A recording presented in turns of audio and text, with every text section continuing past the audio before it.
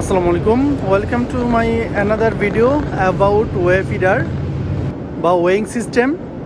তো বিভিন্ন ধরনের ওয়েইং সিস্টেম থাকতে পারে, আর আমাদের এটা হলো ওয়ে ফিডার। এই ওয়ে ফিডারে কী কী আছে, মানে আমাদের ফিল্ড সেটে কী কী থাকে এবং প্যানেলে কী কী থাকে, আমি এই ভিডিওতে এটাই কভার করার চেষ্টা করব। তো চলুন শুরু করা যাক। এখানে যেটা দেখতে পাচ্ছেন, এই যে কোনায় যেটা দেখতে পাচ্ছেন, এটা হলো LCS, লোকাল কন্ট্রোল সুইচ। তারপরে এখানে হলো নিচে যেটা আছে, এটা হলো বেল্ট, যে বেল্টের উপর অলরেডি ম্যাটেরিয়াল আছে আপনারা দেখতে পাচ্ছেন। তারপরে এটা হলো হপারের নিচে একটি পিঞ্চ গেট আছে। তো আমি যদি পুরোটা দেখাই, তো প্রথমেই এই হপারের উপরে রয়েছে, এই হপারের উপরে যদি যাই, উপরে আমরা দেখতে পারবো একটি রাডার, একটি লেভেল সুইচ রয়েছে। তো আমি চলেন প্রথমে উপরে গিয়ে রাডার লেভেল সুইচটি দেখাই। তো আমরা এখন চলে আসলাম স্টোরেজে, যেটা হপারের উপরে থাকে। এই স্টোরেজ থেকেই নিচে হপারে মাল প্রবাহিত হয়, এইখান দিয়ে এসে ম্যাটেরিয়াল আমাদের যে স্টোরেজটি রয়েছে এই স্টোরেজের ভিতরে পড়ে। আর এই যে স্টোরেজে কী পরিমাণ ম্যাটেরিয়াল আছে সেটা দেখার জন্য আমাদের এখানে রয়েছে একটি রাডার এবং একটি লেভেল সুইচ। তো এই হলো আমাদের লেভেল সুইচ এবং এটি হলো আমাদের রাডার। রাডারে একটু এক্সট্রা এয়ার ফ্লো দেওয়া লাগে, কারণ হলো যেন রাডারটা ময়লা না হয় এবং ভ্যালুটা ঠিকঠাক দেখায়। রাডারের যে ময়লা বা লাম্পস জমা হয় এটাকে ক্লিন করার জন্য এই এয়ার ফ্লোটাকে দেওয়া হয়। এবং পাশাপাশি স্টোরেজে থাকে ডাস্ট কালেক্টর। এই যে আপনারা দেখতে পাচ্ছেন এখানে ডাস্ট কালেক্টর আছে, ডাস্ট কালেক্টর প্যানেলও রয়েছে। এই নিয়েও আমার আরেকটি ভিডিও আছে, তো চাইলে দেখতে পারেন। তো চলেন এবং মূল টপিকে চলে যাই। তো আমরা উপর থেকে চলে আসলাম। তো ওই যে স্টোরেজ থেকে হপারে আমাদের ম্যাটেরিয়ালগুলো আসবে।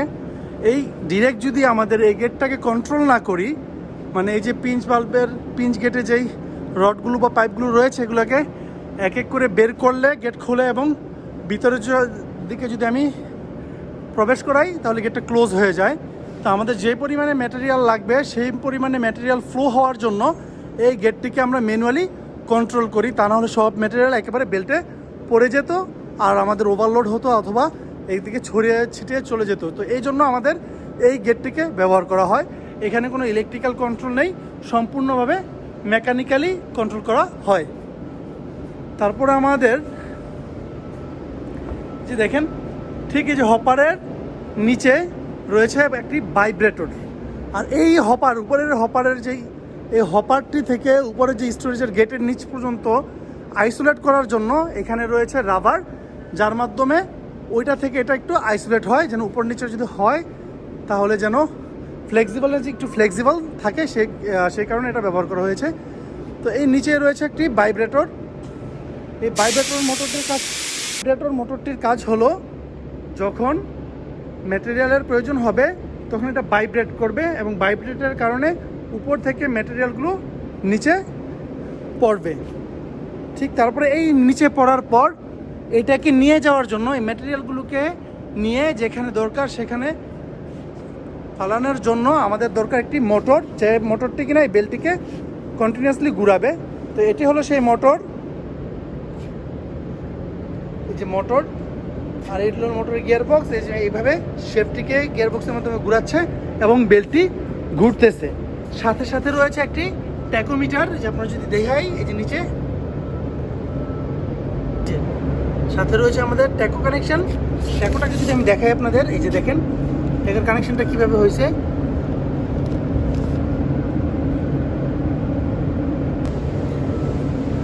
এই যে আমি যদি দেখাই, এই যে ভিতরে যে দেখেন, এই হলো পিনিয়নের নিচে একদম খুব কাছাকাছি আমাদের ট্যাকোর সেন্সরটিকে কানেকশন করতে হয়েছে, প্রায় 0.5 সেন্টিমিটারের মধ্যে, তা না হলে এটা সেন্স পায় না।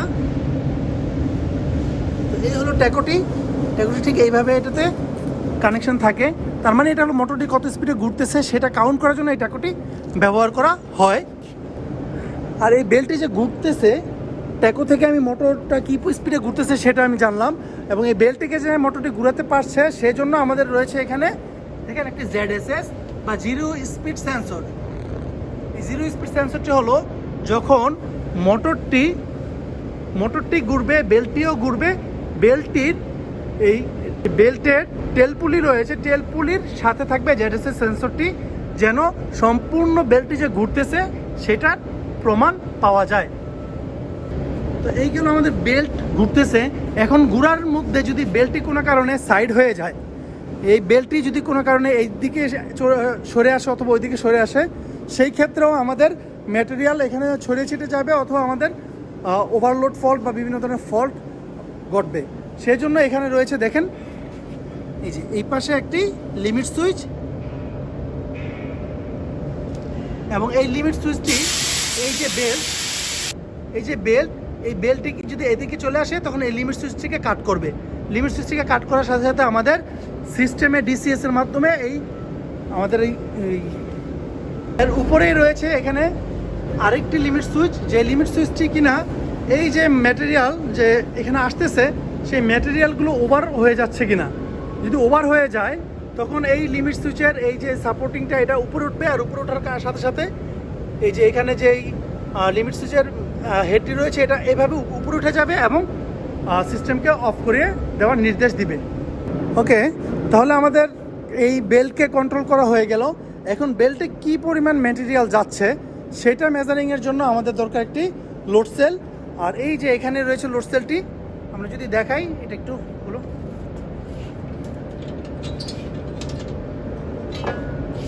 এই যে হলো আমাদের লোড সেল। যখন এই হলো আমাদের লোড সেল, এই লোড সেলটি যখন এখানে ম্যাটেরিয়ালের এই যে এই রোলারের উপরে চাপ পড়বে বা আমরা যা ম্যানুয়ালেও চাপ দেই, তাহলে দেখতে পারবো এইখান থেকে এটা এদিকে সরে আসবে। এদিকে সরে আসলে এই লোড সেলটিতে এদিকে আসবে এবং দেখাবে যে আমার ম্যাটেরিয়াল কি পরিমাণ আছে। তো এইভাবে একটি লোড সেল ব্যবহার করা হয়। এটা হলো FLS ম্যাথের একটি ওয়েফিডার, FLS ওয়েফিডারে একটি লোড সেল ব্যবহার করা হয়।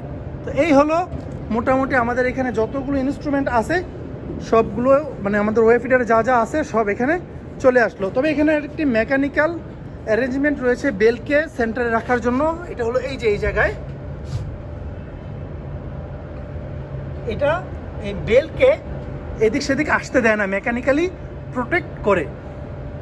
আর এখানে যেই যতগুলো আমাদের ইনস্ট্রুমেন্ট দেখলেন, এই সবগুলো ইনস্ট্রুমেন্টের কানেকশন সরাসরি চলে আসছে এই LCS বক্সে। তো আমাদের ফিল্ডে যতগুলো কানেকশন দেখলেন যতগুলো ইনস্ট্রুমেন্ট, লোড সেল, টেকো, ZSS এবং লিমিট সুইচ, এই সবগুলোর পাওয়ার বা সবগুলোর কানেকশন প্রথমে চলে আসছে এই জেবিতে। এই জেবি হতে আমরা যা দেখলাম মোটরের টেকো, তারপরে হলো ZSS এবং হলো আমাদের লিমিট সুইচ, লোড সেল, তারপরে এই যতগুলো কানেকশন আছে সবগুলো এখান থেকে সরাসরি জেবিতে এবং জেবি হতে সরাসরি প্যানেলে চলে গেছে। আর মোটরের কানেকশনগুলো সরাসরি প্যানেল থেকেই আসছে।